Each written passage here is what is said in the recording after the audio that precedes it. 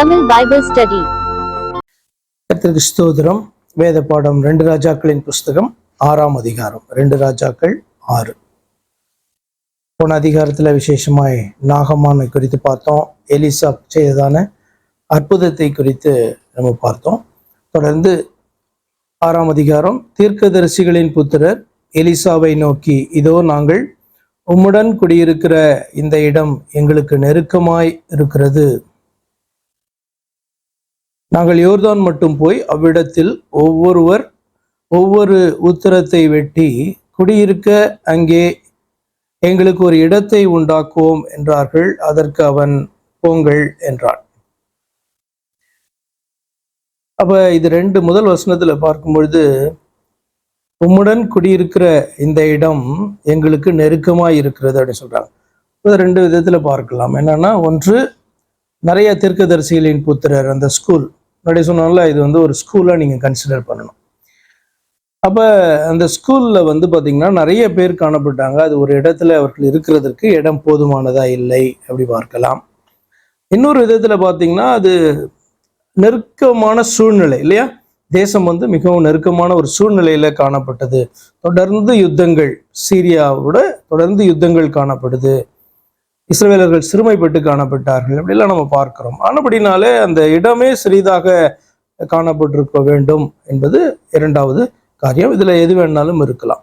அப்ப இதன் அடிப்படையில் நீங்க பார்ப்பீங்க அப்படின்னு சொன்னா, இருக்கிறதற்கு இடம் நெருக்கமாய் காணப்படுது அப்படின்னு சொன்னா, ஆகாரம் எல்லாமே கொஞ்சம் பற்றாக்குறையா தான் இருக்கும் இல்லையா?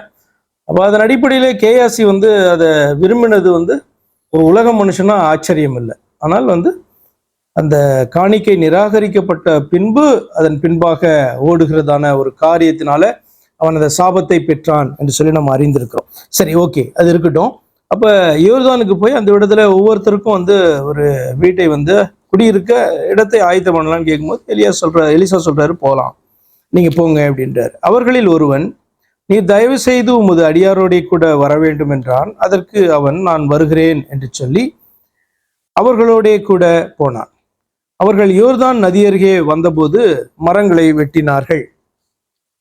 ஒருவன் ஒரு உத்திரத்தை வெட்டி விழுத்துகையில் கோடாரி தண்ணீரில் விழுந்தது. அவன், ஐயோ என் ஆண்டவனே, அது இரவலாக வாங்கப்பட்டதே என்று கூவினான். அப்ப இந்த கோடாரி இரும்புல இருக்கும். இரும்பு அந்த நாட்களில் கொஞ்சம் எக்ஸ்பென்சிவா தான் காணப்பட்டிருக்கு. அப்ப எல்லாரிடத்துலயும் அது இல்லை. அதை பார்த்தீங்கன்னா இரவலாக வாங்கி இந்த காரியத்தை அவன் செய்கிறான், உத்திரத்தை வெட்டுகிறான்னு பார்க்கலாம்.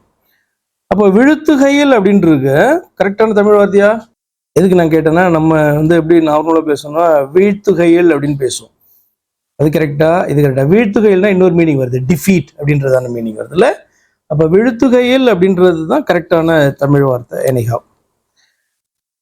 அப்போ பாத்தீங்கன்னா இவன் பயந்துட்டான். கோடாரி தண்ணீர்ல விழுந்துருச்சு.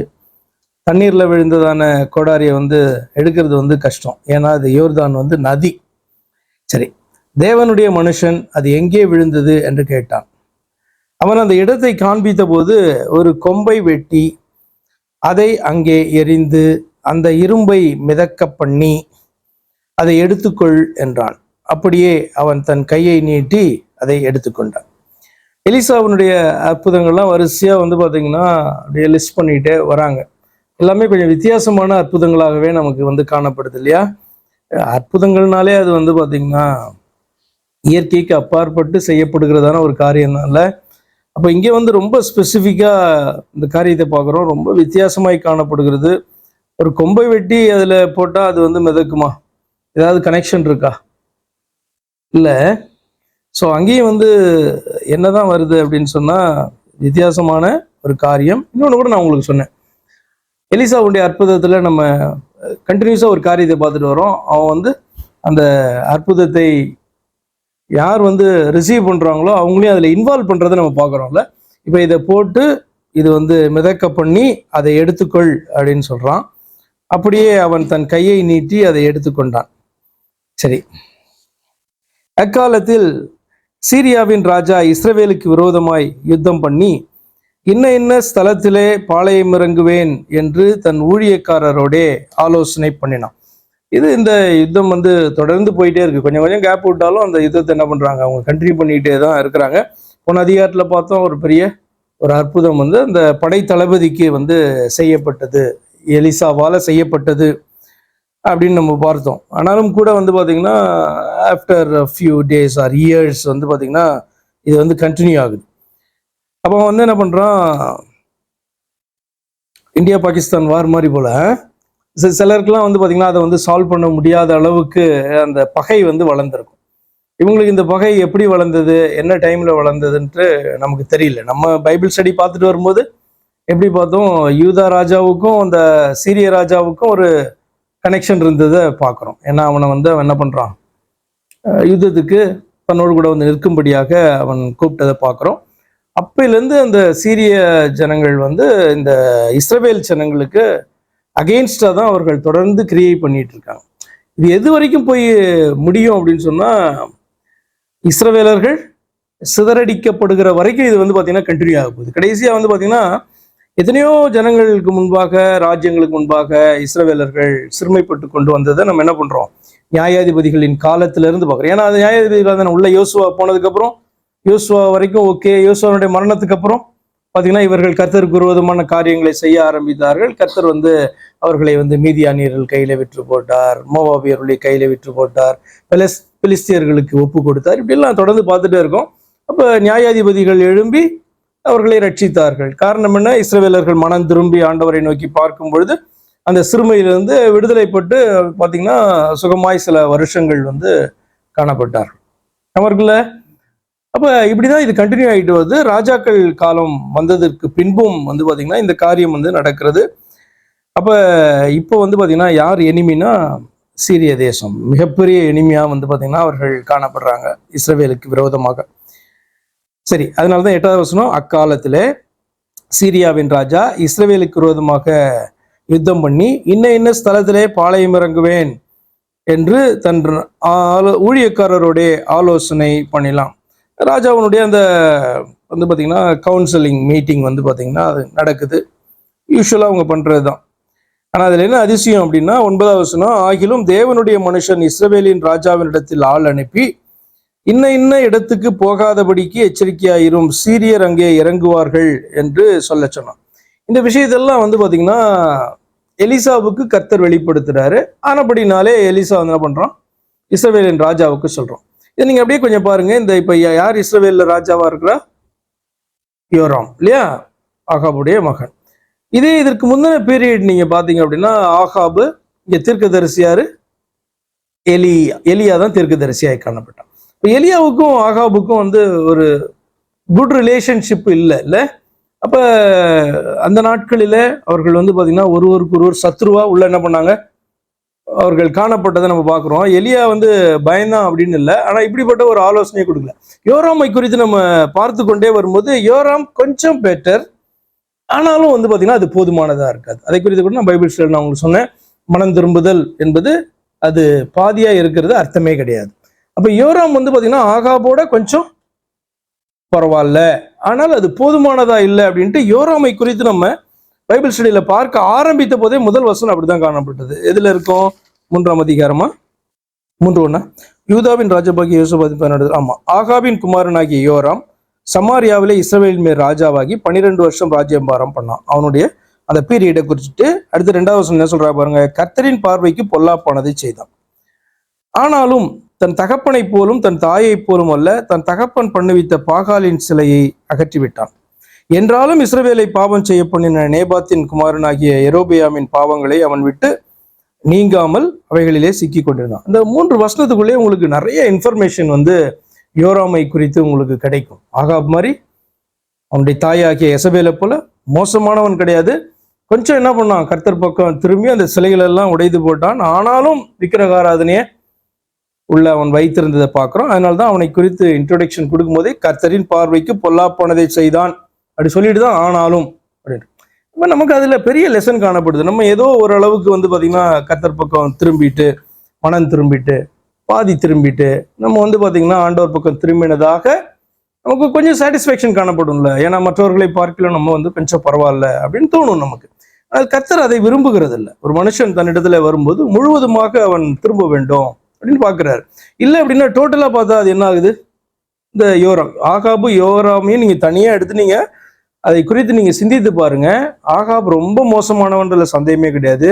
யோராம் நம்முடைய பார்வைக்கு கொஞ்சம் நல்லவன், ஆனால் கர்த்தருடைய பார்வைக்கு பாத்தீங்கன்னா அவன் போல. ஏன்னா இவர்களுடைய வேலையே என்ன ஆயிடுச்சுன்னா, இவர்கள் கர்த்தர் விரும்புகிறபடி அந்த ஜனத்தை நடத்த வேண்டும். இவர்களுடைய தனிப்பட்ட வாழ்க்கையை கடந்து இவர்களுக்கு ஒரு பெரிய ரெஸ்பான்சிபிலிட்டி கொடுக்கப்பட்டது. யாருக்கு? தேசத்தினுடைய ராஜாக்களுக்கு. அப்ப அப்படி இருக்கும்போது பாத்தீங்கன்னா அவன் அந்த ரெஸ்பான்சிபிலிட்டியை அவன் என்ன பண்ணல, பயன்படுத்தல அல்லது அபியூஸ் பண்ணான் என்று சொல்லலாம். ஆனபடினாலே அவனை சுருக்கமா அவனை குறித்து சம்மரைஸ் பண்ணும்போது பொல்லா போனதை செய்தான் என்று சொல்லிட்டு ஆனாலும் கொஞ்சம் பெட்டரு அப்படின்னு சொல்றாங்க. சரி, ஓகே, நம்ம தொடர்ந்து பார்க்கலாம். 6வது அதிகாரத்துல 10வது வசனத்துக்கு வருவோம். அப்ப கம்பேர் பண்ணும்போது யோராமுக்கு இந்த இன்ஃபர்மேஷன் எலிசா கொடுக்குறான். எலிசாவுக்கும் இந்த யோராமுக்கும் கொஞ்சம் பெட்டரான ரிலேஷன்ஷிப் காணப்படுது. அல்லது எலிசா சொல்லுகிறதை கேட்டு நடக்கிறவனாய் காணப்பட்டான். நம்ம அந்த சாரிபாத் விதையினுடைய காரியத்துல கூட பார்ப்போம்ல, அவள்கிட்ட இப்படி கேட்கிறான், ஏதாவது ராஜா கிடத்துல ஏதாவது நான் உனக்கு ரெக்கமெண்டேஷன் பண்ணணுமா, உனக்கு ஏதாவது தேவை இருக்குதா அப்படின்றதெல்லாம் பார்த்தீங்கன்னா, அநியாயம் யாராவது செய்திருக்கிறார்களா, நியாயம் செய்யணுமா, நான் பேசுறேன் அப்படின்ட்டு ஏதாவது அவளுக்கு செய்ய வேண்டும் என்று விரும்பி கேட்டதை கடந்த அதிகாரங்களில நம்ம ஒரு இடத்துல நம்ம வாசித்தோம். அப்ப இது ரொம்ப வித்தியாசமான ஒரு காரியம் இஸ்ரவேலுக்குள்ள நடக்குது. இதை ஏன் இவன் சொல்லணும்? நீங்க யோசிக்கலாம். யோராமை பாத்தீங்கன்னா இவன் திட்டினதெல்லாம் பார்க்குறோம். அப்படி இருக்கும் பொழுது, அதாவது யோசபாத்தினுடைய முகத்தை பார்க்கலன்னா உனக்கு நான் உங்ககிட்ட பேசவே மாட்டேன் அப்படின்லாம் சொல்லுகிறதெல்லாம் நம்ம பார்க்கிறோம். அப்படி காணப்பட்ட போதும் எதற்காக இந்த ஆலோசனையை கொடுத்து இந்த இஸ்ரவேல் ஜனங்களை காக்க வேண்டும் எலிசா? அதுக்கு நிச்சயமா கர்த்தர் தான் காரணம். ஏன்னா அங்க நடக்கிறதான ஆலோசனை எல்லாம் கர்த்தர் என்ன பண்றாங்க, எலியாவுக்கு வெளிப்படுத்திட்டே இருக்காங்க. அப்படி எப்பயுமே வெளிப்படுத்துவாங்கனாலும் அப்படி அல்ல. அந்த நேரத்துல பாத்தீங்கன்னா அந்த செய்தியை அந்த இஸ்ரவேல் ராஜாவுக்கு அனுப்புகிறதற்காக தான் கர்த்தர் என்ன பண்றாங்க, அங்க என்ன ஆலோசனையில நடக்குது அங்க சீரிய தேசத்துல அப்படின்ற காரியத்தை கர்த்தர் வெளிப்படுத்தி, ஏன்னா கர்த்தர் நியமித்ததான வேலை இன்னும் வரவில்லை. எப்படி நான் சொல்றேன் அப்படின்னா, நீங்க ஆரம்பத்திலே நீங்க பார்ப்பீங்க, எலியா போதும் அப்படின்ட்டு அவன் சொல்லும் போது கர்த்தர் 3 காரியங்களை அவனோட கூட பேசுவார். உன்னுடைய ஸ்தானத்துல இவனை எலிசாவை நீ ஆயத்தப்படுத்து, அபிஷேகம் பண்ணு, ஆகாப்புடைய இடத்துக்கு நீ இவனை கொண்டு வா அப்படின்னு சொல்லிட்டு யெகூவை குறித்து பேசுவார் இல்ல. அதுக்கப்புறம் 3வதாக ரொம்ப வித்தியாசமாக பக்கத்து தேசத்தினுடைய ராஜாவாக சீரிய ராஜாவை குறித்து ஆண்டவர் பேசி அவனுடைய இடத்துல ஆசகேலை நீ அபிஷேகம் பண்ணு அப்படின்னு நினைக்கிறேன்ல, ஆசகேலை அபிஷேகம் பண்ணு அப்படின்ட்டு ஆண்டவர் பாத்தீங்கன்னா சொல்லுவார். இன்னும் ஆசகேல் ராஜாவாகல, இன்னும் அந்த பெனாதாத் தான் பாத்தீங்க அப்படின்னு சொன்னா ராஜாவா இருக்கிறான். யுத்தங்கள் தொடர்ந்து நடந்து கொண்டு இருக்கிறது. அப்ப அந்த டைம் கர்த்தர் வைத்திருக்கிற அந்த நேரம் வரணும்ல, அது வரைக்கும் இஸ்ரவேல் ஜனங்கள் காக்கப்பட்டு தான் இருக்கணும். அதுக்குள்ள பாத்தீங்கன்னா மனம் திரும்பி ஆண்டவர் விரும்புகிறபடி திரும்பினார்கள் என்று சொன்னால் ஒருவேளை என்ன பண்ணலாம், இது எக்ஸ்டெண்ட் ஆகலாம். ஆக்சுவலா இல்லை என்று சொன்னால் எப்படியா இருந்தாலும் இந்த சீரியர்களுடைய கருத்தில் தான் அவர்கள் விழப்போகிறார்கள். ஆனபடினால்தான் ஆசைகளை குறித்து ஆண்டவர் பேசினதான காரியங்கள். சரி, வருகிற இதுல பாத்தீங்கன்னா ஆசைகளை குறித்தெல்லாம் அதுல காணப்படும். சரி, இப்ப பார்க்கலாம். அப்போது இஸ்ரவேலின் ராஜா, 10வது வசனத்துக்கு வந்துட்டேன். அப்போது இஸ்ரவேலின் ராஜா தேவனுடைய மனுஷன் தன்னை எச்சரித்து தனக்கு குறித்து சொன்ன ஸ்தலத்திற்கு மனுஷரை அனுப்பி பார்த்து எச்சரிக்கையாயிருந்து இப்படி அநேகந்தரம் தன்னை காத்து கொண்டான். தன்னை காத்து கொண்டானா இஸ்ரவேல் தேசமும் காக்கப்பட்டது. 11, இந்த காரியத்தின் நிமித்தம் சீரிய ராஜாவின் இருதயம் குழம்பி அவன் தன் ஊழியக்காரரை அழைத்து, நம்முடையவர்களில் இஸ்ரவேலின் ராஜாவுக்கு உளவாய் இருக்கிறவன் யார் என்று நீங்கள் எனக்கு அறிவிக்க மாட்டீர்களா என்று கேட்டான். சரி, 12வது வசனம். அப்போது அவன் ஊழியக்காரரில் ஒருவன், அப்படி இல்லை, என் ஆண்டவனாகிய ராஜாவே, நீர் உம்முடைய பள்ளி அறையிலே பேசுகிற வார்த்தைகளையும் இஸ்ரவேலில் இருக்கிற தீர்க்கதரிசியாகிய எலிசா இஸ்ரவேலின் ராஜாவுக்கு அறிவிப்பான் என்றான். கர்த்தர் பள்ளி அறையிலனா பெட்ரூம்ல இல்ல, பெட்ரூம்ல பேசுகிறதான அந்த வார்த்தைகளை கூட பாத்தீங்கன்னா அவனுக்கு இஸ்ரவேலின் இஸ்ரவேலின் தீர்க்கதரிசியாகிய எலிசா இஸ்ரவேலின் ராஜாவுக்கு அறிவிப்பான் அப்படின்றதான செய்தி அவர்கள் வரைக்கும் வந்து பார்த்தீங்கன்னா தெரிஞ்சிருக்கு. இன்னும் வந்து பார்த்தீங்கன்னா எலிசா விட்ட இஸ்ரவேலின் தேவன் பேசி இதெல்லாம் வெளிப்படுத்துறாரு அப்படின்ற அளவுக்கு அவங்க சொல்லலை. எலிசாவுக்கு இந்த விஷயம் தெரிஞ்சிடும் அப்படின்ட்டு என்ன பண்றாங்க, அவர்கள் சொல்லுகிறார்கள். அப்பொழுது அவன், நான் மனுஷரை அனுப்பி அவனை பிடிக்கும்படி நீங்கள் போய் அவன் எங்கே இருக்கிறான் என்று பாருங்கள் என்றான். அவன் தோத்தானில் இருக்கிறான் என்று அவனுக்கு அறிவிக்கப்பட்டது. எங்க எலிசா தங்கி இருக்கிறான்ற இன்ஃபர்மேஷன் வந்து பாத்தீங்கன்னா அந்த ராஜாவுக்கு போது, சீரியாவின் ராஜாவாகிய பெனாதாத்துக்கு. அப்பொழுது அவன் அங்கே குதிரைகளையும் ரதங்களையும் பலத்த இராணுவத்தையும் அனுப்பினான். அவர்கள் ராக்காலத்திலே வந்து பட்டணத்தை வளைந்து கொண்டார்கள். நம்ம எப்படி சொல்லுவோம், வளைத்துன்னு சொல்லுவோம்ல, ஆக்சுவலா வளைத்து கிடையாது, வளைந்து தான் கரெக்ட் இல்லை, சர்க்கிள் பண்றது இல்லையா, அதுதான் வளைந்து தான் கரெக்ட். எதுக்கு இதெல்லாம் நம்ம பார்க்குறோம் அப்படின்னா நம்ம தமிழையும் கரெக்ட் பண்ணிக்கணும். வளைத்து என்பது பெண்ட் பண்றதை குறிக்குது, வளைந்து அப்படின்னா அப்படி சொல்றது. உதாரணத்துக்கு இப்படி நம்ம சொல்றோம்ல, ஒரு இடத்துல வந்து பைபிளில் பார்த்தீங்கன்னா நீங்கள் அவன் ஒளிந்து கொண்டான் அப்படி இருக்கும்ல, நம்ம வந்து கான்வர்சேஷனில் எப்படி யூஸ் பண்ணுவோம், அதை ஒளிந்துன்னு பயன்படுத்தாமல் நம்ம ஒளிச்சின்னு சொல்லுவோம்ல, அப்படி ஒளிச்சின்னே கிடையாது, ஆக்சுவலாக ஒளிந்து தான், ஒளித்து கொண்டான்னு சொல்லுவோம். இதில் வந்து பார்த்தீங்கன்னா நீங்கள் ஒளிந்துன்னு தான் பார்ப்பீங்க. இதில் கரெக்டாக பார்த்தீங்க அப்படின்னு சொன்னால் ஒளிந்து தான் கரெக்ட், இல்லை ஹைடு பண்ணிக்கிறது ஒளிந்து. சரி, எனிஹாவ். சரி, 14 வந்து பார்த்தீங்கன்னா பட்டணத்தை வளைத்து கொண்டார்கள். அந்த குதிரைகளையும் ரதங்களையும் பலத்த இராணுவத்தையும் அனுப்பினான். யாரை பிடிக்கிறதுக்கு? எலிசாவை பிடிக்கிறதுக்கு. தேவனுடைய மனுஷனின் வேலைக்காரன் அதிகாலமே எழுந்து வெளியே புறப்படுகையில், தேவனுடைய மனுஷன் அப்படின்னா எலிசாவை குறிக்குது இந்த இடத்துல. அவனுடைய வேலைக்காரன்னா யாரு? இல்லை, கேஎஸ்சி வந்து போயிட்டார். ஏன் அப்படின்னா போன அதிகாரத்தினுடைய கடைசியில் நம்ம அது ரொம்ப ரொம்ப கிளியராகவே போட்டிருக்கோம். ஆமாம், குஷ்டரோகியாகி அவன் சமூகத்தை விட்டு புறப்பட்டு போனான் அப்படி நம்ம பார்க்கணும் இல்லையா. அதுக்கப்புறம் இந்த சம்பவம் நடக்கிற அப்படின்னால அது கேஎஸ்சி கிடையாது, வேற யாரோ வேலைக்காரன். ஆனால் அவனுடைய பெயரை வந்து டிஸ்க்ளோஸ் பண்ணலை இதில் எழுதுகிறவர், ஏன்னு நமக்கு தெரியல.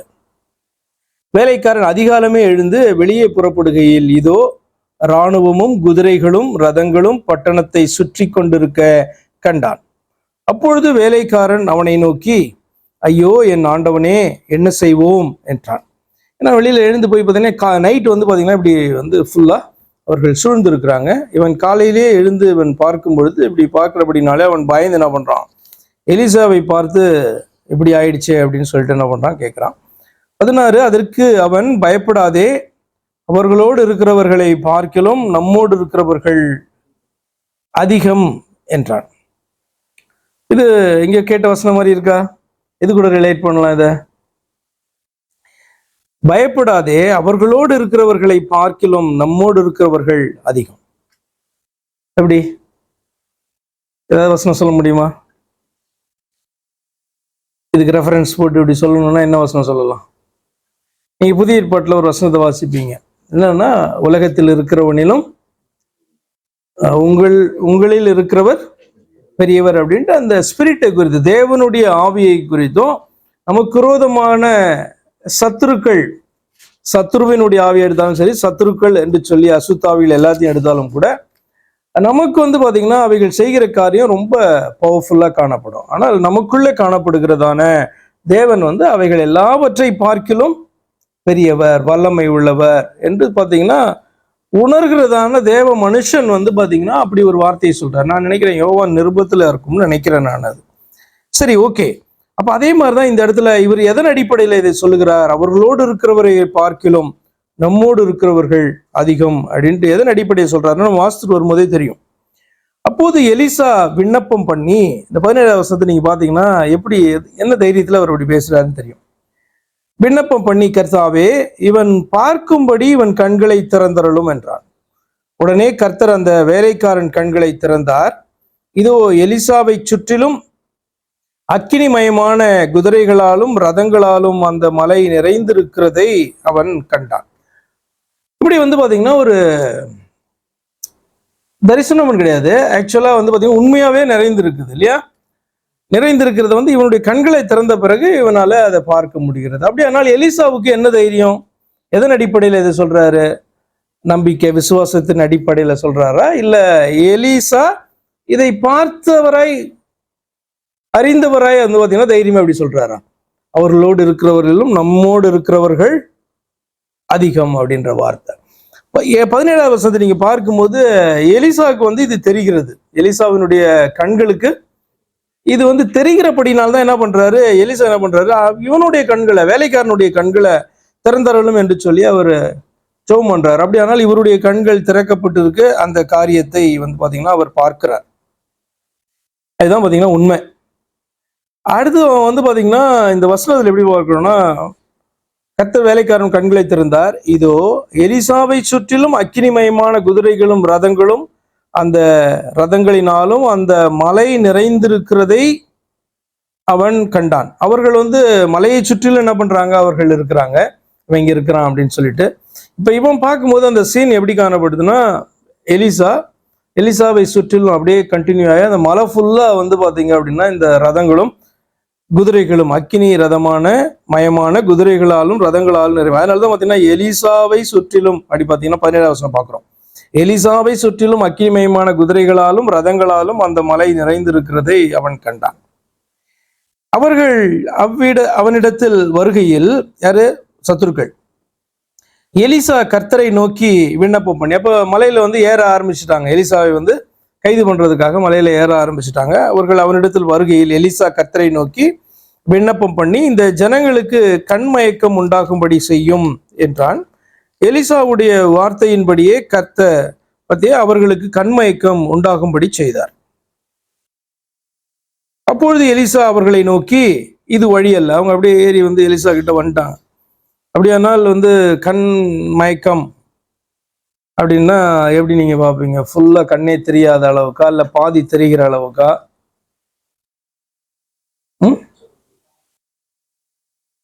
பாதி தெரிகிற அளவுக்கா? அப்படிதான் நான் நினைக்கிறேன். என்னன்னா முகத்தை ரெகக்னைஸ் பண்ண முடியாத அளவுக்கு இல்ல. அவர்கள் வந்து மேலே ஏறி வராங்க, அவனிடத்துல அருகில வந்துட்டாங்க. எலிசா வந்து பாத்தீங்கன்னா அவர்களை நோக்கி அப்படி சொன்னா அவர்கள்ட்ட பேசுறான். அப்ப அவ்வளவு க்ளோஸா வந்துட்டாங்க. வழி வந்து கரெக்டா அவர்களுக்கு தெரியல, இல்லை இதுதான் எலிசா அப்படின்றது கூட அவர்களால் கண்டுபிடிக்க முடியல. அந்த மாதிரியான ஒரு காரியம். இது எப்படி இது இருக்கும் அப்படின்னா எனக்கு தெரியல, எப்படி வேணா பண்ணிருக்கலாம். இப்ப கொஞ்சம் புத்தி வந்து இதாச்சுன்னா கூட இதாயிடும்ல, கண் மயக்கம் அல்லது தெரியாதபடிக்கு முகத்தை ரெகக்னைஸ் பண்ண முடியாத அளவுக்கு ஆயிருக்கலாம். பட் கர்த்தர் என்ன பண்ணார்லாம் நமக்கு தெரியல. அவன் வந்து கேட்டது என்னன்னா, இவர்களுக்கு கண் மயக்கம் அப்படின்ற ஒரு வார்த்தையை அவன் பயன்படுத்துறான். கண் மயக்கம் உண்டாகும்படி சேம். இங்கிலீஷ்ல என்ன போட்டிருக்கு? Strike them with blindness. அப்ப கண் மயக்கம் எப்படி உண்டாச்சு அப்படின்லாம் நமக்கு தெரியல. ஏன்னா அதுக்கு பின் வருகிற வசனங்கள்லாம் பாத்தீங்கன்னா அவர்களை வந்து சமாரியா வரைக்கும் கூட்டு போறான் அந்த முழு படையை. அப்படின்னா முழுசும் கண்ணு தெரியாம சமாரியா வரைக்கும் நடத்தி என்ன பண்ண முடியாது, கூட்டு போக முடியாது. அப்ப அவங்களுக்கு தெரியுது கண்ணு வந்து பாத்தீங்கன்னா கம்ப்ளீட்டா இல்லாம, கம்ப்ளீட் பிளைண்ட் இல்லாம கண்கள் தெரியுது, அல்லது ரெகக்னைஸ் பண்ண முடியாத அளவுக்கு புத்தி மயக்கத்துல காணப்பட்டாங்களா அப்படின்லாம் நமக்கு தெரியல. பர்பஸ் வந்து பாத்தீங்கன்னா அங்க வந்து நடக்குது. அப்பொழுது எலிசா, ஏன்னா இது எலிசாவினுடைய ஜெபத்துல வந்து அதுக்கு மேல நம்ம கேட்க முடியாதுல்ல. ஒரு காரியத்தை வந்து நம்ம ஆண்டவர்கிட்ட கேட்கும் போது நம்முடைய அறிவு வந்து கொஞ்சமா இருக்கிற அப்படின்னால இதுல இருந்து எனக்கு விடுதலை வேணும் அப்படிதான் நம்ம ஜெபம் பண்ணுவோம்ல. அதுக்கு மேல நமக்கு அதை குறித்து வேணும் அதிகமா தெரியாது. ஆனால் ஆண்டவருடைய பதில், ஆண்டவர் செய்கிறது வந்து பாத்தீங்கன்னா வித்தியாசமா இருக்கும். ஃபார் எக்ஸாம்பிள் ஒரு சுகத்துக்காக கூட நம்ம கேட்கிறோம் அப்படின்னா நமக்கு என்ன தெரியும்? இந்த வியாதி, இந்த பலவீனம், இதுல இருந்து நமக்கு ஒரு விடுதலை, அவ்வளவுதான் தெரியும்ல.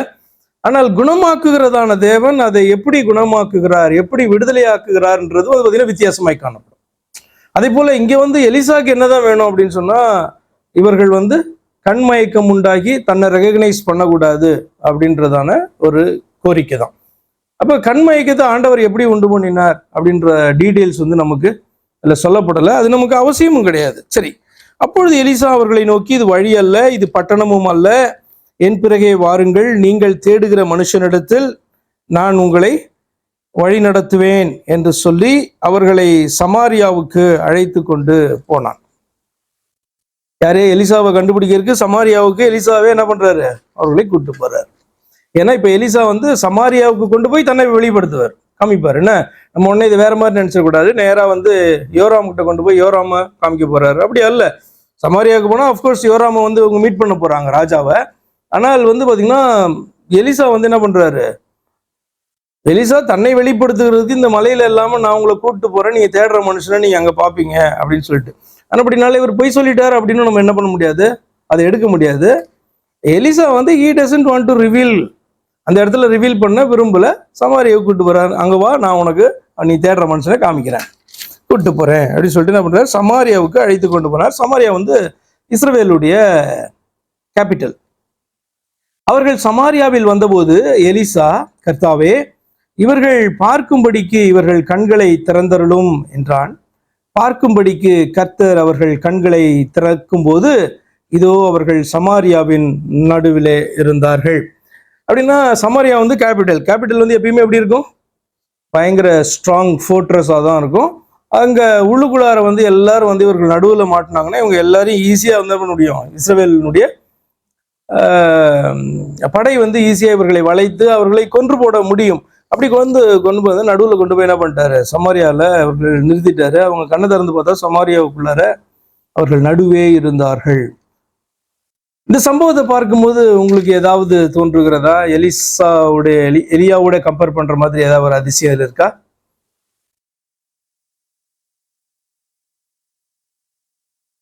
எலியா ஒரு அற்புதத்தை செய்தார். அந்த அற்புதம் ரொம்ப ஃபேமஸாக பார்க்கப்பட்டு புதிய ஏற்பாட்டில் கூட விசுவாசத்தோடு கூட ஜெபிக்கிறதான காரியத்துக்கு அதை வந்து யாக்கோபு உதாரணமாக வைப்பார். அவன் வந்து பார்த்தீங்கன்னா விசுவாசத்தோடு கூட அவன் ஜெபித்தான், பாடுள்ள மனுஷன் நம்மளை போல. ஆனால் அவன் விசுவாசத்தோடு கூட ஜெபித்த போது வானம் அடைக்கப்பட்டது. 3.5 வருடங்கள வானம் அடைக்கப்பட்டது. திரும்பவும் ஜெபித்தான், திரும்பவும் வானம் திறக்கப்பட்டது. அப்படின்ட்டு எலியாவை குறித்து வந்து பார்த்தீங்கன்னா இன்ஸ்பயர் பண்ணி நம்மளோடு கூட வந்து என்ன பண்ணுவார், அந்த நிருபத்தை வந்து எழுதுவார் யாக்கோபு. அப்போ நீங்களும் வந்து பார்த்தீங்கன்னா சாதாரண மனுஷங்க தான், பாடு உள்ளவர்கள் தான், ஆனால் விசுவாசத்தோட நீங்கள் கேளுங்க அப்படின்ட்டு பார்த்தீங்கன்னா உற்சாகப்படுத்துறதுக்கு அது சொல்லுவார். அதே போல தானே இந்த ஒரு காரியம் என்னன்னா, கண்ணை மூடுங்க அப்படின்னு சொன்னால் மயக்கம் வருகிறது. அதுக்கு பின்பு கண்களை திறந்தருளும் அப்படின்னு சொல்லும்போது கண்கள் வந்து அந்த கூட்டத்துக்கு வந்து திறக்குது அப்படின்றது கொஞ்சம் கம்பேர் பண்ணலாம் இல்லையா? 21வது வசனம், இஸ்ரவேலின் ராஜா அவர்களை கண்டபோது எலிசாவை பார்த்து, என் தகப்பனே, நான் அவர்களை வெட்டி போடலாமா என்று கேட்டான். யாரு? யோராம் வந்து கேட்கிறாரு, எல்லாரையும் பிடிச்சிட்டு வந்தாச்சுங்க, இது ஆல்ரெடி வந்து பார்த்தீங்கன்னா இவர்கள் பகைஞர்கள், அதனால வெட்டி போடலாமா அப்படின்னு கேட்கிறான். அதற்கு அவன், நீர் வெட்ட வேண்டாம், நீர் உம்முடைய பட்டயத்தாலும் உம்முடைய வில்லினாலும் சிறையாக்கி கொண்டவர்களை வெட்டுகிறீரோ, இவர்கள் புசித்து குடித்து தங்கள் ஆண்டவனிடத்திற்கு போகும்படி அப்பமும் தண்ணீரும் அவர்களுக்கு எதிரில் வையும் என்றான். விருந்து பண்ணி அனுப்புங்க அப்படின்ட்டு அவர்களை வெட்கப்படுத்தும்படியான ஒரு காரியத்தை வந்து சொல்றார். இங்க கொண்டு வந்தது உன் கையில கொடுத்து அவர்களை எல்லாம் கொன்று போடுகிறதற்காக அல்ல என்று சொல்லி எலிசா வந்து பேசுறாரு. அப்பொழுது அவர்களுக்கு பெரிய விருந்து பண்ணி 23 அவர்கள் புசித்து குடித்த பின்பு அவர்களை அனுப்பிவிட்டான். அவர்கள் தங்கள் ஆண்டவனிடத்திற்கு போய்விட்டார்கள். சீரியரின் தண்டுகள் இஸ்ரவேல் தேசத்திலே அப்புறம் வரவில்லை. அப்ப இது என்ன பண்ணியிருப்பான், அங்க இருக்கிறதான பெனாதாத் அந்த ராஜா இந்த காரியங்கள் எல்லாம் கேள்விப்பட்ட பிறகு அது வந்து கொஞ்சம் ஷை ஆயிருக்கும்ல, வெட்கமாக இருக்கும். அப்படினால கொஞ்ச நாட்கள் என்ன, இவர்கள் இஸ்ரவேல் தேசத்துக்கு விரோதமாக அவன் தன்னுடைய படைப்பிரிவை, அதாவது தண்டுகளை வந்து அவன் அனுப்பல, அப்புறம் வரவில்லை என்று 23 வாசிக்கிறோம். இதற்கு பின்புனா ஒரு கேப்புக்கு அப்புறம் சீரியாவின் ராஜாவாகிய பெனாதாத் தன் இராணுவத்தை எல்லாம் கூட்டிக் கொண்டு வந்து சமாரியாவை முற்றுகை போட்டான். அதனால் சமாரியாவிலே கொடிய பஞ்சம் உண்டாயிற்று. இது வந்து எத்தனை நாட்கள் இது போச்சு அப்படின்லாம் நமக்கு தெரியல. பட் ஆனால் வந்து கொடிய பஞ்சம் அப்படி சொல்லி வாசிக்கிறோம். ஒரு கழுதை தலை 80 வெள்ளிக்காசுக்கும் புறாக்களுக்கு போடுகிற கார்படி பயிறு 5 வெள்ளிக்காசுக்கும் விற்கப்படும் மட்டும் அதை முற்றுகை போட்டார்கள். ஏன்னா அந்த பட்டணத்துக்குள்ள வருகிறதற்கான அந்த சோர்ஸ் எல்லாம் கட் பண்ணிட்டா ஆக்சுவலா என்ன ஆகும், கொஞ்சம் கொஞ்சமா இருக்கிறதான அந்த இதெல்லாம் குறைய விலை அதிகமாகிக்கொண்டே இருக்கும் இல்லையா? அதுதான் வந்து பார்த்தீங்கன்னா இந்த முற்றுகையினுடைய காரியம். ஏன்னா அதற்கு பின்பு அவர்கள் என்ன பண்ணணும், ஸ்டாப் பண்ணணும் என்கிறதற்காகவே அந்த அந்த லைஃப் லைன் அப்படி சொல்லுவாங்கல்ல, அதை வந்து கட் பண்ணுவாங்க. என்ன சொல்றது, இப்போ ஒரு ஒரு தேசத்துக்கு அல்லது ஒரு பட்டணத்துக்கு வந்து வாட்டர் சோர்ஸ் வந்து டேமாக இருக்குன்னு வச்சுக்கோங்களேன், அதை என்ன பண்ணலாம், உடைச்சிட்டா அது வந்து பார்த்திங்கன்னா அதுக்கப்புறம் வாட்டர் வந்து உள்ளே வர முடியாது, கட் ஆகும். இப்போ ஹார்மோஸ் ஸ்ட்ரைட் இருக்குல்ல, அதை கட் பண்ணிட்டா என்ன பார்த்தீங்கன்னா கொஞ்சம் கொஞ்சமாக அந்த நெருக்கம் உண்டாக ஆரம்பிக்குதுல்ல. அப்போ ஒரு லைஃப் லைன் அங்கேருந்து வந்து எங்கே போதோ அதை கட் பண்ணால் என்ன ஆகும், அது வந்து பார்த்தீங்கன்னா பெரிய பிரச்சனையை வந்து அங்கே உண்டாக்கும். இந்த இடத்துல வந்து சிக்கி இருக்கிறது என்னன்னா இஸ்ரவேல் தேசம், அதாவது சமாரியா இல்லையா, சமாரியா என்கிற பட்டணம். அப்போ பயங்கரமான அதான் கொடிய பஞ்சம் அப்படின்னு சொல்லி வாசிக்கிறோம். இஸ்ரவேலின் ராஜா அலங்கத்தின் மேல் நடந்து போகையில், அதாவது யோராம், இது எத்தனை நாட்கள்லாம் வந்து ஆக்சுவலாக தெரியல, வேற எங்கேயாவது டீட்டெயில் நமக்கு 4ஆம் புஸ்தகத்தில் இருந்ததுன்னா அதுக்கப்புறம் நம்ம பார்க்கலாம். இஸ்ரவேலின் ராஜா அலங்கத்தின் மேல் நடந்து போகையில் ஒரு ஸ்திரீ அவனை பார்த்து கூப்பிட்டு, ராஜாவாகிய என் ஆண்டவனே ரட்சியும் என்றார். ரட்சியம்னா காப்பாற்றும், எங்களுக்கு ஆகாரம் கொடும் என்று சொல்லி. அதற்கு அவன், கர்த்தர் உன்னை ரட்சிக்காதிருந்தால் நான் எதிலிருந்து எடுத்து உன்னை ரட்சிக்கலாம், களஞ்சியத்தில் இருந்தா ஆலையில் இருந்தா என்று சொல்லி, ராஜா பின்னையும் அவளை பார்த்து, உனக்கு என்ன வேண்டும் என்று கேட்டான். அதற்கு அவள், இந்த ஸ்திரீ என்னை நோக்கி, பயங்கரமான ஒரு ஒரு காரியம் வந்து இந்த இடத்துல எழுதப்பட்டிருக்கும். இது வந்து மனதில் கூட தோன்றாத ஒரு காரியம், அல்லது எவ்வளோ கொடிய பஞ்சம் இருந்தாலும் இப்படிலாம் நடக்குமா அப்படின்ட்டு சிந்திக்கிற அளவுக்கான ஒரு காரியம் வந்து அந்த இடத்துல நடந்ததாக எழுதப்பட்டு இருக்கிறது. அப்போ யோராமை குறித்து நீங்கள் பார்க்கும்போது 27, 28 வசனங்கள்லாம் பாருங்களேன். கர்த்தர் உன்னை ரட்சிக்காத, கர்த்தருடைய நாமத்தை பயன்படுத்துகிற ஒரு மனுஷனாய் அவன் காணப்படுகிறான்.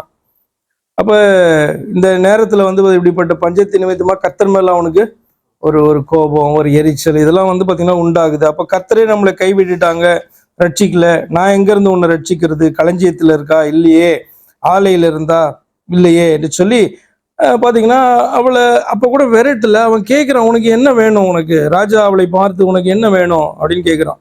அதற்கு அவள், இந்த ஸ்திரீ என்னை நோக்கி, உன் மகனை தா, அவனை இன்று தின்போம், நாளைக்கு என் மகனை தின்போம் என்றாள். அப்படியே என் மகனை ஆக்கி தின்றோம். மறுநாளிலே நான் இவளை நோக்கி, நாம் உன் மகனை தின்ன அவளை தா என்றேன், அவள் தன் மகனை ஒழித்து விட்டாள் என்றாள். அந்த ஸ்திரீயின் வார்த்தைகளை ராஜா கேட்டவுடனே அலங்கத்தின் மேல் நடந்து போகிற அவன் தன் வஸ்திரங்களை கிழித்து கொண்டான். இதெல்லாம் இதுவரைக்கும் இந்த மாதிரி வந்து பார்த்தீங்கன்னா இஸ்ரேல் தேசத்துல எங்கேயுமே வந்து கேள்வி கூட பட்டிருக்க மாட்டாங்க. நரபலி கொடுக்கறதெல்லாம் கூட நம்ம வாசித்தோம். அவர்கள் கூட இப்படிப்பட்ட ஒரு காரியத்தை செய்ததாக நம்ம வேதத்துல வாசிக்கல, அதாவது அந்நியர்கள். அப்ப அவன் தன் வஸ்திரங்களை கிழித்து கொண்டான். இதை கேள்விப்பட்டவன யோராம், அவன் உள்ளே தன் சரீரத்தின் மேல் ரட்டு உடுத்தி இருக்கிறதை ஜனங்கள் கண்டார்கள். ஓகே, இது எப்படி இது இந்த மாதிரி நடந்திருக்கும்னு நினைக்கிறீங்களா? இல்லை, இது எப்படி இஸ்ரேல் தேசம் எப்படிப்பட்டதான காணப்பட்டதான ஒரு தேசம். இந்த இடத்துல வந்து பார்த்தீங்கன்னா அது பிரமாணங்களுக்கு விரோதமாக இப்படிப்பட்ட ஒரு காரியத்தை செய்கிற அளவுக்கு கொடுமையான பஞ்சம் வந்திருக்குமா? எப்படி இந்த காரியம் எப்படி நினைக்கிறீங்க? எழுதியிருக்கு இந்த மாதிரி நடந்திருக்குமா, இல்லை வந்து இது கொஞ்சம் மிகைப்படுத்தி எழுதப்பட்டதான காரியமா இருந்திருக்குமா? கேட்கறக்கே நமக்கு வந்து கஷ்டமா இருக்குல்ல, சகிக்கிற மாதிரியே இல்லை. இது எப்படி இந்த மாதிரி நடந்திருக்கும்? அது தேவனுடைய ஜனங்கள், குறிப்பா பிரமாணங்களே இதற்கு விரோதமாக காணப்படும் பொழுது இல்லையா, கான்சியஸுக்கு விரோதமான ஒரு காரியம் மாத்திரமல்ல, அது வந்து பார்த்தீங்கன்னா அவர்களுக்கு கொடுக்கப்பட்ட பிரமாணங்களுக்கு விரோதமான ஒரு காரியமாகவும் இருக்குது அல்லவா? அப்படி இருக்கும்போது இது எப்படி இது நடந்திருக்குமா, இல்லை கொஞ்சம் பில்டப் பண்ணி வந்து இதை எழுதுறவர் சொல்றாரா கொடிய பஞ்சத்தை விளக்குவதற்காக? என்ன நினைக்கிறீங்க? ஸோ இது நீங்க எப்படி பார்க்க வேண்டும்னு சொன்னால், வேதத்துல எழுதியிருக்கிற காரியத்தை நம்ம என்ன பண்ணணும், நம்பணும். நம்பிட்டு அதுக்கப்புறம் என்ன பண்ணணும், அதை ஆராய்ந்து பார்க்க வேண்டும். ஏன்னா ஒவ்வொரு மிராக்கிள்ஸுமே எப்படிதான் காணப்படும், நன்மையை கொடுக்கறதா இருந்தாலும் அல்லது தீமையான காரியம் தான ஒரு மிராக்கிள். ஏன்னா இப்போ வந்து செங்கடல் பிரிந்தது இஸ்ரவேல் ஜனங்களுக்கு ஒரு நன்மையான பெரிய மிராக்கிள். அந்த பக்கம் எகிப்தியர்களுக்கு பார்த்தீங்கன்னா அது மிராக்கிள் தான், ஆனால் நன்மையை கொடுக்குற மிராக்கிள் அல்ல. கரெக்டு தானே? அதே மாதிரி வந்து பார்த்தீங்கன்னா எரிகோ மதில் விழுகிறது யாருக்கு சந்தோஷம்? பிடிக்க வந்தவங்களுக்கு, உள்ள போறவங்களுக்கு சந்தோஷம். எரிகோ மதில் விழுகிறது தங்களுடைய எல்லா பாதுகாப்பு இழந்து தங்களுடைய பட்டணத்தை இழக்க போறதான உள்ள இருக்க ஜனங்களுக்கு அது மிராக்கிள் தான், ஆன சாபம் இல்ல. ஏன்னா ஒருபோதும் அவங்க நினைச்சிருக்க மாட்டாங்க எரிகோ முதல் விழும் அப்படின்னு சொல்லிட்டு இல்ல. அப்ப எல்லா மிராக்கள்லயும் இந்த பக்கம் ஒண்ணு அந்த பக்கம் ஒண்ணு. இது ரொம்ப அழகா வந்து பாத்தீங்கன்னா நீங்க வனாந்திரத்துல அவர்கள் வரும்போது இதை குறித்து பார்ப்பீங்க. ஏன்னா அக்கினி ஸ்தம்பம் இவர்களுக்கு எப்படி இருந்தது, அவர்களுக்கு எப்படி காணப்பட்டுச்சோ அது வந்து இருளாய் காணப்பட்டது அவர்களுக்கு. இந்த பக்கம் அக்கினி ஸ்தம்பம், இவர்களுக்கு வெளிச்சம், அவர்களுக்கு இருள். ஆச்சரியமா இருக்கும். அது எப்படி அக்கினி ஸ்தம்பம் அந்த பக்கம் எப்படி இருக்கும்? அப்படிதான் தேவ பிள்ளைகளுக்கு அது வந்து பிளெஸ்ஸிங் அப்படின்னு சொல்றதான காரியம். அதே வந்து பாத்தீங்கன்னா மற்றவர்களுக்கு ஆசீர்வாதமா இருக்குமா அப்படின்னு சொன்னா இருக்காது, ஜஸ்ட் ஆப்போசிட்டா இருக்கும். அதே தான் வந்து அற்புதமும் அதிசயம் கூட. தேவ பிள்ளைகளுக்கு அது பெரிய அற்புதம் அதிசயம். அப்ப இது வந்து பாத்தீங்கன்னா இதுல இருந்து என்ன நீங்க கத்துக்கிறீங்க அப்படின்னா, ஃபர்ஸ்ட் பாயிண்ட் எழுதி இருந்ததுன்னா அது நடந்த காரியம், எக்ஸாஜரேட் ஆயிருக்கு சொல்றதுக்கு சான்ஸே கிடையாது. நான் உங்களுக்கு அதை வந்து ப்ரூவ் பண்றேன். நீங்க உபாகம புஸ்தகத்தை எடுத்து நீங்க பாருங்க. உபாகமம் 28ஆம் அதிகாரம் உங்களுக்கு தெரியும் இல்லையா? முதல் 15 வசனங்கள் எப்படி காணப்படுது? ஆண்டவர் வந்து நான் உனக்கு விதிக்கிற உன் தேவனாகிய கர்த்தருடைய கட்டளைகளின்படி எல்லாம் செய்ய நீ கவனமாய் இருக்கும்படிக்கு அவர் சத்தத்திற்கு உண்மையாய் செவி கொடுப்பாயானால் உன் தேவனாகிய கர்த்தர் பூமியில் உள்ள சகல ஜாதிகளிலும் உன்னை மேன்மையாக்க வைப்பார். நீ செவி கொடுக்கும் பொழுது இப்போது சொல்லப்படும் ஆசீர்வாதங்கள்லாம் உண்மையில வந்து உனக்கு பலிக்கும் என்று சொல்லி அவர்களுக்கு அந்த ஆசீர்வாத வார்த்தைகள் கொடுக்கப்பட்டது. அத்தனை வார்த்தைகளையும் அவர்கள் அனுபவித்தார்களா இல்லையா? நீங்க எடுத்து நீங்க வாசித்து பாருங்க. 3ஆம் வசனம், நீ பட்டணத்திலும் ஆசீர்வதிக்கப்பட்டாய், வெளியிலும் ஆசீர்வதிக்கப்பட்டிருப்பாய். உன் கர்ப்பத்தின் கனியும் உன் நிலத்தின் கனியும் உன் மாடுகளின் பெருக்கமும் உன் ஆடுகளின் மந்தைகளும் ஆகிய உன் மிருக ஜீவங்கள் ஆசீர்வதிக்கப்படும். கூடையும் வாய்ப்பு செய்கிற உன் தொட்டியும் ஆசீர்வதிக்கப்பட்டிருக்கும். வருகையிலும் ஆசீர்வதிக்கப்பட்டிருப்பாய், போகையிலும் ஆசீர்வதிக்கப்பட்டிருப்பாய். உனக்கு விரோதமாய் எழும்பும் உன் சத்துருக்களை கர்த்தர் உனக்கு முன்பாக முறிய அடிக்கும்படி ஒப்பு கொடுப்பார். ஒரு வழியாய் உனக்கு விரோதமாய் புறப்பட்டு வருவாள், 7 வழியாய் உனக்கு முன்பாக ஓடிப்பார். இதெல்லாம் பார்த்துருக்கீங்களா நீங்க? இது வரைக்கும் நம்ம வந்து எந்த பீரியட்ல இருந்து நீங்க வாசிக்கலாம் அப்படின்னா, நீங்க வனாந்திரத்தை கூட விட்டுருங்க, வனாந்திரத்துல யுத்தத்தையும் அதான் நடந்தது. ஆனால் உள்ள வந்ததுக்கு அப்புறம் யோசுவா அநேக யுத்தங்களை என்ன பண்ணா நடத்தினா இல்லையா? அப்ப எல்லாத்துலயும் நீங்க இதை பார்ப்பீங்க. என்ன அப்படின்னா, இவ்விதமாக அவர்கள் யுத்தத்தை ஜெயித்த போது சத்துருக்கள் வந்து ஓடுகிறத நீங்க பார்ப்பீங்க. உள்ள கொண்டு போனது பிறகு கர்த்தர் உன் களஞ்சியங்களிலும் உன் கையிடும் எல்லா வேலைகளிலும் உனக்கு ஆசீர்வாதத்தை கட்டளையிடுவார். கர்த்தர் உனக்கு கொடுக்கும் தேசத்திலே உன்னை ஆசீர்வதிப்பார்.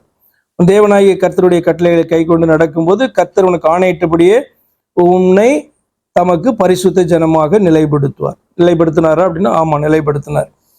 அப்பொழுது கர்த்தருடைய நாமம் உனக்கு தரிக்கப்பட்டது என்று பூமியின் ஜனங்கள் எல்லாம் கண்டு உனக்கு பயந்தார்களா அப்படின்னு சொன்னா பயந்தார்கள்.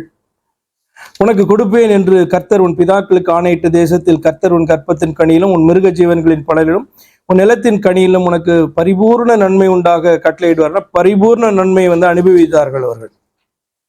அதனாலதான் நீங்க பாப்பீங்க, அந்த இவர் டேவிட் உடைய பீரியட் வந்து பாத்தீங்கன்னா கோல்டன் ஏஜ் அப்படின்னு என்ன பண்ணலாம் நிச்சயமாக சொல்ல முடியும் நம்மளால. ஏற்ற காலத்திலே உன் தேசத்திலே மழை பெய்யவும் நீ கையிட்டு செய்யும் வேலைகளை எல்லாம் ஆசீர்வதிக்கவும் கர்த்தர் உனக்கு தமது நல்ல பொக்கிஷசாலியாகிய வானத்தை திறப்பார். நீ அநேகம் ஜாதிகளுக்கு கடன் கொடுப்பாய், நீயோ கடன் வாங்காதிருப்பாய். அப்படியே தேசம் வந்து பாத்தீங்கன்னா அப்படிதான் காணப்பட்டது. இன்று நான் உனக்கு விதிக்கிற வார்த்தைகள் யாவையும் விட்டு விலகி வேறே தேவர்களை சேவிக்கும்படி நீ வலதுபுறம் இடதுபுறம் சாயாமல் காணப்பட்டா கர்த்தர் வந்து பாத்தீங்கன்னா உன்னை வாளாக்காமல் தலையாக்குவார், நீ கீழாகாமல் மேல.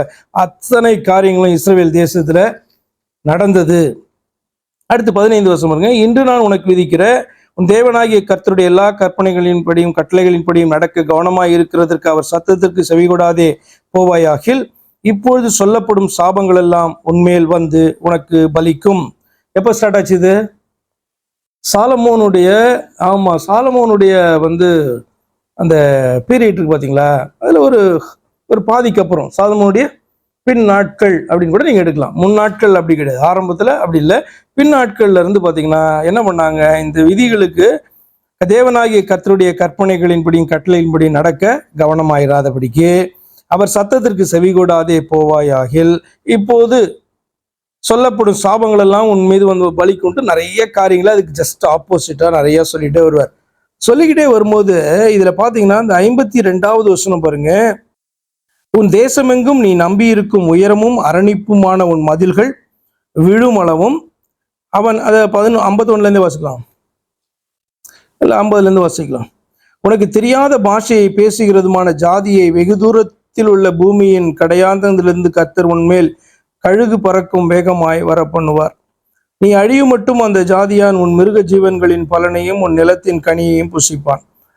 அவன் உன்னை அழித்து தீரு மட்டும் உன் தானியத்திலும் திராட்சரசத்திலும் எண்ணெயிலும் உன் மந்தையிலும் உள்ள ஆடு மாடுகளிலும் உனக்கு ஒன்றும் மீதியாக வைக்க மாட்டான். உன் தேசமெங்கும் நீ நம்பியிருக்கும் உயரமும் அரணிப்புமான உன் மதில்கள் விழுமளவும் அவன் உன் வாசல்களில் எங்கும் உன்னை முற்றுகை போடுவான். இதிலிருந்து நீங்க கவனிச்சிங்க அப்படின்னா அந்த அந்த வார்த்தை காணப்படுது பாருங்க, உன்னை முற்றுகை போடுவான். உன் தேவனாகிய கர்த்தர் உனக்கு கொடுத்த உன்னுடைய தேசமெங்கும் உள்ள உன்னுடைய வாசல்கள் தோறும் உன்னை முற்றுகை போடுவான்.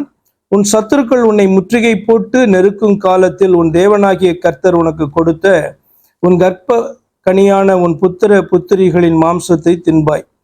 உன் சத்துருக்கள் உன் வாசல்களில் எங்கும் உன்னை முற்றுகை போட்டு நெருக்கும் காலத்தில் உன்னிடத்தில் செருக்கும் சுகச் செல்வமும் உள்ள மனிதன் சகலத்தையும் இழைந்து தன் இல்லாமையினாலே தான் தின்னும் தன் பிள்ளைகளின் மாம்சத்திலே தன் சகோதரனுக்காகிலும் தன் மார்பில் இருக்கிற மனைவிக்காகிலும் தனக்கு மீந்திருக்கிற தன் மக்களில் ஒருவனுக்காகிலும் கொஞ்சமேனும் கொடாதபடி அவர்கள் மேல் வன்கண்ணாயிருப்பான். உன்னிடத்தில் சுக செல்வத்தினாலும் செருக்கினாலும் தன் உள்ளங்காலை தரையின் மேல் வைக்க அஞ்சின செருக்கும் சுக செல்வமும் உள்ள ஸ்திரீ தன் கால்களின் நடுவே புறப்பட்ட தன் நஞ்சு கொடிய நிமித்தமும் தான் பெற்ற பிள்ளைகளின் நிமித்தமும் தன் மார்பில் இருக்கிற புருஷன் மேலும் தன் குமாரன் மேலும் தன் குமாரத்தின் மேலும் வன்கண்ணாய் இருப்பாள். உன் சத்துருக்கள் உன் வாசல்களில் உன்னை முற்றுகை போட்டு நெருக்கும் காலத்தில் சகலமும் குறைவுபடுவதனால் நீ அவைகளை ரகசியமாய் தின்பாய். எவ்வளோ நிறைய பேசுறாரு பாருங்களா இந்த காரியத்தை குறித்து.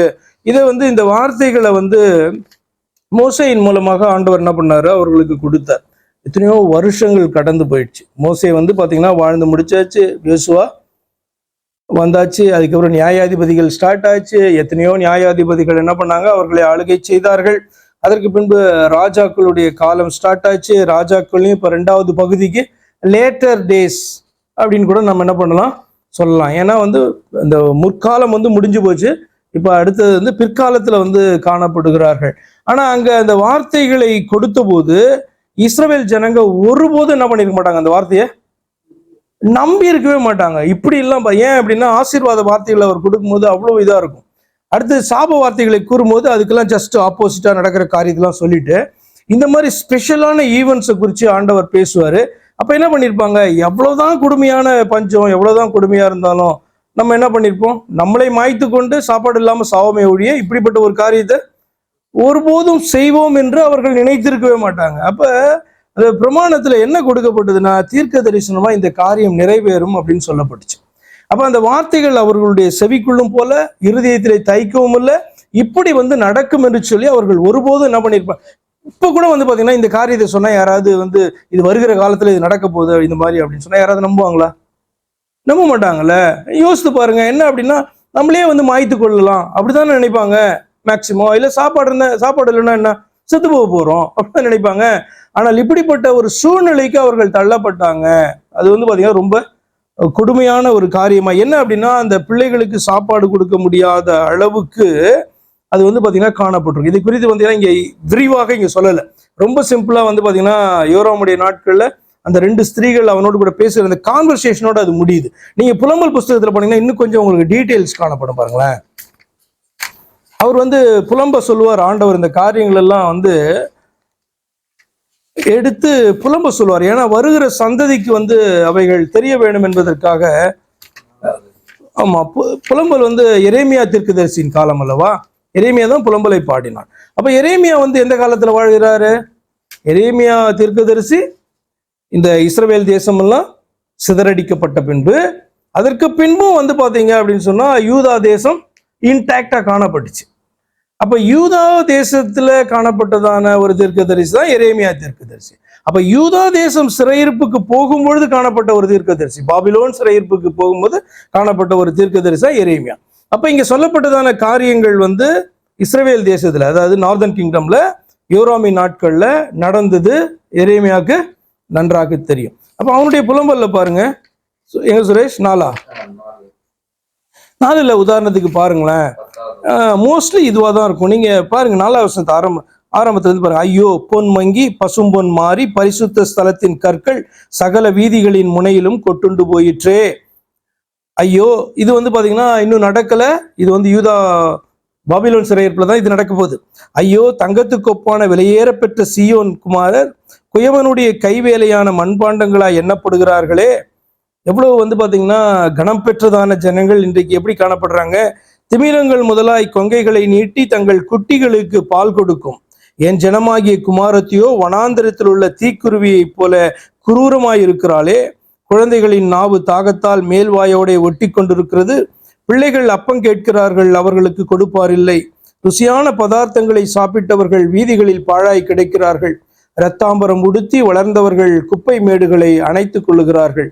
கை செய்கை இல்லாமல் ஒரு நிமிஷத்திலே கவிழ்க்கப்பட்ட சோதாமின் பாவத்துக்கு வந்த தண்டனையை பார்க்கிலும் என் ஜனமாகிய குமாரத்தியின் அக்கிரமத்துக்கு வந்த தண்டனை பெரிதாய் இருக்கிறது. அவளுடைய நசரேயர் உறைந்த மழையை பார்க்கிலும் சுத்தமும், பாலை பார்க்கிலும் வெண்மையும், பவளத்தை பார்க்கிலும் சிவப்பும், இந்திர நிலத்தை பார்க்கிலும் மேனியுமாய் இருந்தார்கள். இப்பொழுதோ அவர்களுடைய முகம் கரியிலும் கருத்து போயிற்று. வீதிகளில் அறியப்பட்டார்கள். அவர்கள் தோல் அவர்கள் எலும்புகளோடு ஒட்டி கொண்டு காய்ந்த மரத்துக்கு ஒப்பாயிற்று. பசியினால் கொலையுண்டவர்களை பார்க்கிலும் பட்டயத்தால் கொலையுண்டவர்கள் பாக்கியவான்களாய் இருக்கிறார்கள். அவர்கள் வயலில் வரத்தில்லாமையால் குத்துண்டு கரைந்து போகிறார்கள். அப்ப அந்த பசியினால கொலை உண்டதை பார்க்கலாம், பட்டயத்தினால ஒருத்தன் அந்த யுத்தத்துல கொலை உண்டா அது பெரிய பாக்கியமாக எண்ணப்பட்டது என்று சொல்லி புலம்புகிறார் அவர். 10வது வசனம், இரக்கமுள்ள ஸ்திரீகளின் கைகள் தங்கள் பிள்ளைகளை சமைத்தன. என் ஜனமாகிய குமாரத்தியின் அழிவில் அவைகள் அவர்களுக்கு ஆகாரமாயின. கர்த்தர் தமது கோபத்தை நிறைவேற்றி தமது உக்கிர கோபத்தை ஊற்றி சீயோனில் அக்கினியை கொளுத்தினார். அது அதன் அஸ்திபாரங்களை பட்சித்து போட்டது என்று சொல்லி அவர் பாத்தீங்கன்னா நிறைய காரியங்களை புலம்புறாரு. அதுல அதை குறித்தான சில எக்ஸ்பிளனேஷன்ஸ் காணப்படுது. அப்ப வேதத்துல ஆண்டவர் எச்சரிப்புக்காக சொல்லப்படுகிறதான அந்த வார்த்தைகள் ரொம்ப உன்னிப்பாக கவனித்து மனதில் வைக்க வேண்டியதான காரியங்கள். நம்ம அந்த ஆசீர்வாதமான வார்த்தைகளை தேடி தேடி வாசித்து நம்ம அந்த வார்த்தைகளை வைத்து நம்ம ஜெபிக்கிறோம். ஆனா அந்த ஆசீர்வாதமான வார்த்தைகளுக்கு முன்பாக கர்த்தர் நம்ம இடத்துல எதிர்பார்க்கிற காரியங்களும் மிக தெளிவாக பார்த்தீங்கன்னா வேதத்தில் என்ன பண்ணியிருக்கோம், சொல்லப்பட்டு இருக்கும். அதே மாதிரி இந்த சாப வார்த்தைகள், சாபம் வருகிறதுக்கு முன்பாக என்ன பாத்தீங்கன்னா அந்த வார்த்தைகள், எச்சரிப்பான வார்த்தைகள் சொல்லப்பட்டிருக்கும். அதை கொஞ்சம் மனதில் வைத்து வேணாம், ஆண்டவருக்கு பிரியமில்லாத காரியத்தை ஒருபோதும் நான் பாத்தீங்கன்னா என் ஜீவனே போனாலும் செய்ய மாட்டேன் என்கிறதான உறுதி தேவ பிள்ளைகளுக்கு காணப்பட வேண்டும் என்பதற்காக தான் இதெல்லாம் எழுதப்பட்டிருக்கிறது. அதற்கு பின்பாக பாருங்க, எத்தனையோ வருஷத்துக்கு அப்புறம் ஆண்டவர் என்ன பண்றாரு, தன்னுடைய தீர்க்கதரிசியின் மூலமா புலம்ப சொல்றாரு. அதாவது தீர்க்கதரிசியை பார்த்து நீ புலம்பல் பாடு அப்படின்னு சொன்னா எப்படி இருக்கும் அவனுக்கு?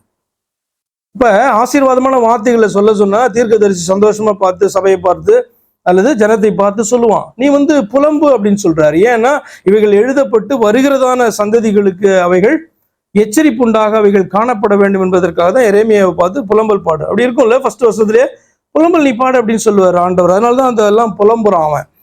அப்ப எதுதான் மெயினானது? எல்லா பாவத்தை விட மிகப்பெரிய பாவம் அப்படின்னு சொன்னா இயேசு கிறிஸ்துவ ரிஜெக்ட் பண்றதான் இல்ல. அப்ப அவரை ஏற்றுக்கொள்ளுகிறது தான் மிகப்பெரிய காரியம் அப்படின்னு நம்ம பார்த்திருக்கோம். ஏன்னா மன்னிக்கப்படாத குற்றம் என்பது நாம் அறிந்திருக்கிறோம். என்ன அப்படி சொன்னா, தேவனுடைய ஸ்தானத்துல பிசாசை வைப்பதும் பிசாசின் ஸ்தானத்துல தெய்வத்தை வைப்பது. அது நம்ம அறிந்து செய்தாலும் சரி, அறியாம செய்தாலும் சரி. அதனால்தான் இயேசு கிறிஸ்துவ ரிஜெக்ட் பண்ணுகிறது தான் பாத்தீங்கன்னா இருக்கிறதுலே பெரிய பாவம். ஆனால் இப்படிப்பட்ட காரியங்கள் பாத்தீங்கன்னா ஜனங்களுடைய வாழ்க்கையில உடனே நடந்துருமா அப்படின்னு சொன்னா உடனே நடக்க போறது கிடையாது. அப்ப இப்படி நடந்தது என்பது பாத்தீங்கன்னா நமக்கு எழுதப்பட்டு இருக்குது. உடனே ஒவ்வொரு சந்ததியிலும் இப்படிப்பட்ட காரியங்கள் நடந்தா உடனே அடுத்த சந்ததி என்ன பண்ணும், உடனே தெரிஞ்சிடும் இல்லையா? அப்படி ஒவ்வொரு சந்ததியிலும் நடக்கிறதே கிடையாது. ஒரு தடவை நடந்தது, அது இங்க பாத்தீங்கன்னா இங்க எழுதப்பட்டு இருக்கிறது. அடுத்து நம்ம இப்ப இருக்கிற வாழ்க்கையில நமக்குலாம் இப்படி வருமா அப்படின்னா நோ, வராது. என்ன அப்படின்னு சொன்னா சுகமாய் வாழலாம். கர்த்தருக்கு விரோதமாய் செயல்பட்டாலும் கூட இந்த பூமியில என்ன பண்ணலாம், சுகமாய் வாழலாம். விக்கிரகங்களை ஆராதித்தாலும் சுகமாய் வாழலாம். ஆனால் ஒரு நாள் நியாய தீர்ப்புல ஆண்டவருக்கு முன்பாக நிற்க வேண்டும் என்பதுதான் நமக்கு வைக்கப்பட்டிருக்கு. அதனால்தான் கர்த்தருடைய வருகையை குறித்து சொல்லும் போது இப்படிப்பட்ட பயம் காமிக்கிற பிசினஸே அங்க இருக்காது. என்னதான் காணப்படும் அந்த இடத்துல பாத்தீங்கன்னா சோதோம் குமாராவில நடந்ததை போல லோத்தின் நாட்களை நினைத்து கொள்ளுங்க, நோவாவின் காலத்தை நினைத்து கொள்ளுங்க. என்னன்னா அன்டில் த லாஸ்ட் மூமெண்ட் அவர்கள் எப்படிதான் காணப்பட்டாங்களா, சந்தோஷமா காணப்பட்டாங்க. அவர்களுடைய வாழ்க்கையை அவர்கள் வாழ்ந்தார்கள். ஆனால் விசுவாசத்தோடு காணப்பட்ட நோவாவின் கூட்டம் காக்கப்பட்டுச்சு.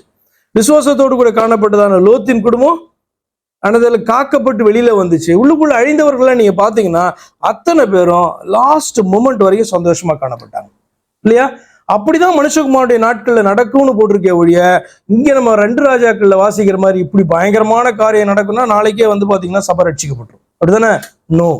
ஆண்டவர் மிக தெளிவாய் சொல்றாரு, மனுஷகுமாருடைய நாட்கள்ல நீங்க வந்து பாத்தீங்கன்னா என்னதான் நடக்கும் அப்படின்னா, எல்லாம் பெண் கொண்டும் பெண் கொடுத்தும். அப்படின்னா என்ன அர்த்தம்? ரொம்ப சந்தோஷமாக அவர்களுடைய அந்த உலக வாழ்க்கையை அவனவனும் வாழ்ந்து கொண்டிருப்பான்.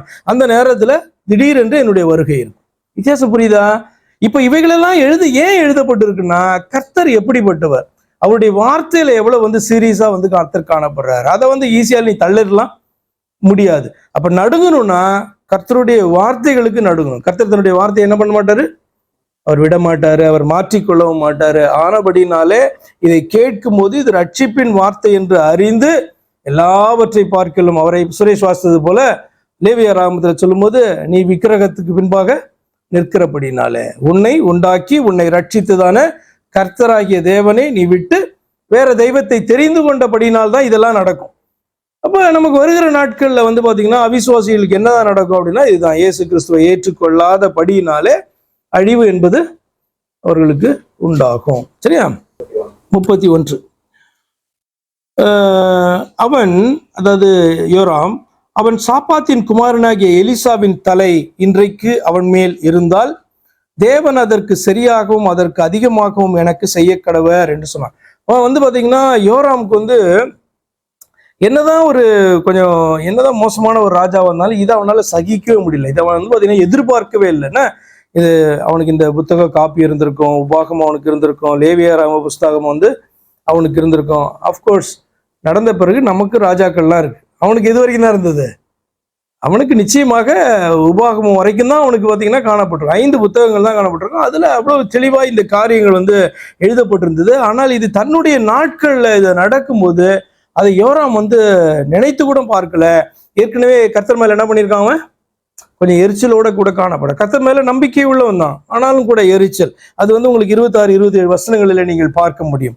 அவன் வந்து தேவன் மேல எரிச்சலாக, என்னன்னா கர்த்தர் வந்து கைவிட்டுட்டாரு, கர்த்தரே ரட்சிக்கல அப்படின்னு சொன்னா நான் எங்கிருந்து உன்னை ரட்சிப்பேன் அப்படின்ட்டு அவன் பேசுகிற வார்த்தையெல்லாம் நீங்க பாப்பீங்க. இப்ப இந்த 31வது வசனத்துல ஏன் இப்படி சொல்றான்?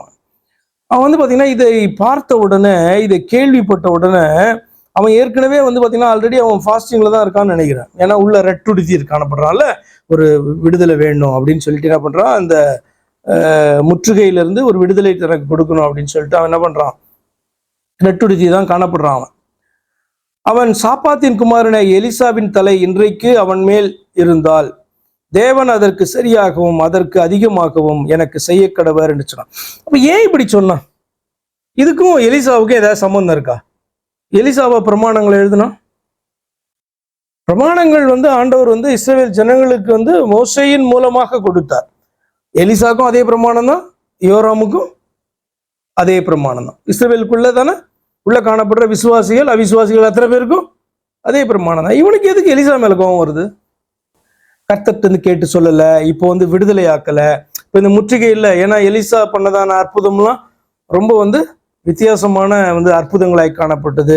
ஏன்னா இப்ப எலிசாவை வந்து அந்த மலையில ஆண்டவர் வைத்து காத்ததான காரியமெல்லாம் வந்து போயிருக்கும் இல்லையா? எலிசாவை சுற்றிலும் அக்கினிமயமான குதிரைகளும் ரதங்களும் சூழ்ந்திருக்கிறதையும், அந்த ஜனங்களை எல்லாம் வந்து பாத்தீங்கன்னா டிசீவ் பண்ணி என்ன பண்றான், அவள் வழி நடத்தி கொண்டு போய் சமாரியாவுக்கு நடுவுல போய் நிறுத்தினதையும், அப்பயே நான் எல்லாரையும் காலி பண்ணிடுறேன், வெட்டி போட்டுறேன்னு கேட்டான். இந்த எலிசா என்ன பண்ணான்? நோ அப்படின்னு சொல்லி என்ன பண்றான், விருந்து கொடுத்து வேற அனுப்புனான். இப்ப கொஞ்சம் நாட்கள் ஆனது, இவன் எல்லாரையும் பெரிய படையை கொண்டு வந்து என்ன பண்றான், இப்ப நம்மளை முற்றுகை போட்டு எல்லாரையும் அழிக்கக்கூடிய நிலையை வந்தானே அப்படின்னு சொல்லிட்டு எலிசா மேல வந்து பாத்தீங்கன்னா அவன் கோபப்படுகிறதற்கு இப்படிப்பட்டதான வெளிப்பிரகாரமான காரியங்கள் உண்டு. இன்னொரு பக்கம் பாத்தீங்கன்னா அவன் ரொம்ப வந்து சோர்ந்து போயிட்டான். ஆக்சுவலா வந்து பாத்தீங்கன்னா ரொம்ப மனம் சோர்ந்து போன மனுஷனாக. இது எல்லாத்துக்கும் காரணம், ஏன்னா மனம் சோர்ந்து போனா நம்ம என்ன பண்ணுவோம், டக்குன்னு வேற யாரையாவது நம்ம இது பண்ணுவோம், இல்லைன்னா இதுக்கெல்லாம் நான் தான் காரணம் அப்படின்னு சொல்லிட்டு நம்மளே நாமே அழித்து கொள்ள பார்ப்போம், ஒடுக்கி கொள்ள பார்ப்போம், இல்லைன்னா பக்கத்துல இருக்கவங்கள சொல்லுவோம், இல்லைன்னா கடைசியில யாருமே கிடைக்கலாம் என்ன பண்ணுவோம், தேவன் தான் அப்படின்ட்டு போயிடலாம். இது வந்து அந்த ஹியூமனுடைய நேச்சர். அந்த நேச்சர் வந்து பாத்தீங்கன்னா பிசாசு எளிதாக பயன்படுத்திக்கலாம். அப்ப இவனுக்கு வந்து பாத்தீங்கன்னா அறிவு இல்லையா அப்படின்னு சொன்னா அறிவெல்லாம் உண்டு.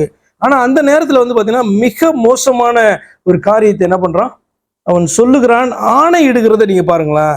அந்த சாப்பாத்தின் குமாரனை எலிசாவின் தலை இன்றைக்கு அவன் மேல் இருந்தால் தேவன் அதற்கு சரியாகவும், அதற்கும் தேவனை தான் சாட்சி வைக்கிறான், தேவன் அதற்கு சரியாகவும் அதற்கு அதிகமாகவும் எனக்கு செய்ய கடவர் என்று சொன்னான்.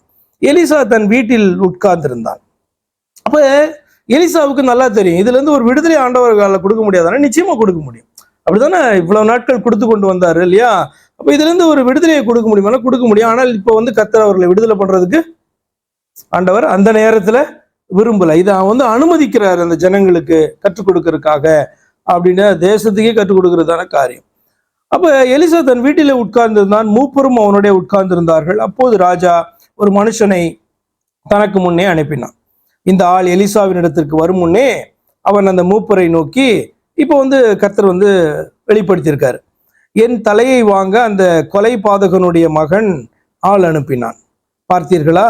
அந்த ஆள் வரும்போது நீங்கள் அவனை உள்ளே வரவொட்டாமல் கதவை பூட்டி போடுங்கள், அவனுக்கு பின்னாக அவன் ஆண்டவனுடைய காலின் சத்தம் கேட்கிறது அல்லவா என்றான். அவர்களுடைய அவன் பேசி கொண்டிருக்கையில் அந்த ஆள் அவனிடத்தில் வந்து, இதோ இந்த பொல்லாப்பு கர்த்தரால் உண்டானது, நான் இனி கர்த்தருக்காக காத்திருக்க வேண்டியது என்ன என்று ராஜா சொல்லுகிறார் என்றான். ராஜாவிட்ட இந்த செய்தி எலிசாவுக்கு வருது.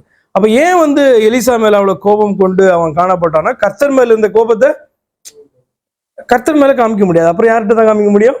தேவ மனுஷனிடத்துல தான் காமிக்க முடியும். அப்ப முழு கோபம் அவனுக்கு யார் மேல காணப்படுதுன்னா, 26, 27 வசனங்கள், முக்கியமா 26 வசனத்துல, இஸ்ரவேல் ராஜா அலங்கத்துமே நடந்து போய் ஒரு ஸ்திரீ அவனை பார்த்து கூப்பிட்டு ராஜாவை ஆண்டவரை ரட்சியும்.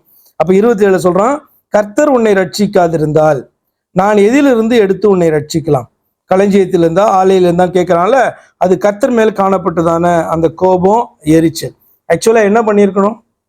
இதுக்கு முன்பாக நிறைய வாய்ப்புகள் அவனுக்கு கொடுக்கப்பட்டும் கூட அவன் பாத்தீங்கன்னா தேசத்தை அவன் ஃபர்ஸ்ட் ஆஃப் ஆல் அந்த மனுஷன் திருந்திதான் என்ன பண்ணியிருப்பான்? தேசத்தை திருத்தியிருப்பான். ஒரு ப்ராப்பரான ஒரு அற்புதமான கைடு பாத்தீங்கன்னா தேசத்துக்குள்ள காணப்படுறான்ல. இப்போ இந்த சந்தர்ப்பமே இல்லைன்னா அவனுக்கு யார் சொல்லிக் கொடுப்பா? சொல்லிக் கொடுக்கறதுக்கு யாருமே கிடையாது இல்லையா? எலிசா இல்ல, எலிசா காணப்படுறான். அப்ப எலியாவுக்கு பின்பு எலிசா அவனுடைய நாட்கள்ல அவனோடு கூட ஒரு நல்ல ஒரு ரிலேஷன்ஷிப்பும் யாருக்கு காணப்படுது?